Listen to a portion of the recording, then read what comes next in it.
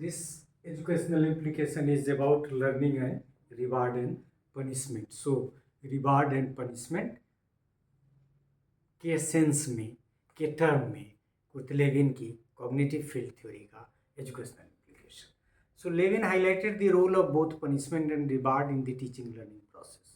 उन्होंने कहा कि रोल है, हालांकि इस पर बहुत सारा डिबेट है. In that direction I am not going today. The purpose of punishment is to keep the learner engaged in task which he/she dislikes. अब यहाँ negative reinforcement, positive reinforcement, punishment के बीच का डिफरेंस नहीं किया जा रहा है. ये पनिशमेंट को एक तरह से आप अच्छे सेंस में ले रहा है तो कंपैरिजन कीजिएगा तो कहीं ना कहीं आप इसको पॉजिटिव ही पाइएगा. The purpose of punishment is to keep the learner engaged in task which he she dislikes. और ये सभी कहते हैं. आप बच्चे को कभी नहीं कहेंगे कि सिनेमा देखने चले जाओ, आप कहते हैं बैठ के पढ़ो, 2 घंटा बैठे रहो, मैं यहाँ भी बैठा हूँ. और फिर बाद में बच्चे बड़े हो जाते हैं, वो सब अपने करते हैं, एक हैबिट फॉर्मेशन हो जाता है उनको. इशारा इस तरफ है. So the purpose of punishment is to keep the learner engage in task which she dislikes. Maths नहीं पढ़ेंगे, ये तो बहुत बोरिंग लगता है, होमवर्क नहीं करेंगे और सिनेमा जल्दी जाके टीवी पे बैठ जाएंगे. तो आप लोग क्या करते हैं, उस सेंस में कुर्ट लेविन का इस्तेमाल है.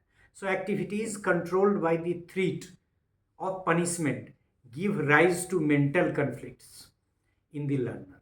थोड़ा मेंटल कन्फ्लिक्ट होना भी चाहिए, चूँकि हम लोग पढ़ चुके हैं कि एंजाइटी की सामान्य मात्रा का होना जरूरी है. ज़्यादा नहीं हो, नहीं रहेगा तब तो निरंकुश हो जाएगा व्यक्ति या आपका बच्चा, तो उसको बैठाना पड़ेगा आपको. And so excessive punishment should be avoided. Punishment ज़्यादा नहीं है, बच्चा है तो थोड़ा देर बैठा दिए, छोटा बच्चा है तो कितना देर बैठा रहेगा. मदर जो है वो साइकोलॉजी पढ़े या नहीं पढ़े, वो बचपन से ही सब साइकोलॉजी जानती होती है, उसी तरफ इशारा है. So punishment give rise to mental conflict in the learner. Punishment का रोल है लेकिन ज़्यादा नहीं. यदि ज़्यादा होगा तो उसका नुकसान होगा. एक्सेसिव पनिशमेंट को अवॉइड करना चाहिए. कुर्ट लेविन का इशारा इस तरफ भी है. Rewarded activities undoubtedly becomes interesting and liked by the learner.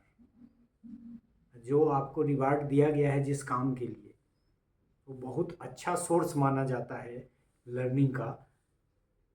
Kurt Lewin की हम चर्चा नहीं भी करें तो भी. But tempted by the reward, the learner में take recourse to improper means of cheating without doing the demanded task. और ये भी रखना है कि उसको जो रिवार्ड मिला है वो डिजर्व कर रहा है. ऐसा नहीं कि किसी और की कॉपी चुरा के जमा कर रहा है और उसकी अच्छी चित्रकारी देख के आप उसको रिवार्ड दे रहे हैं.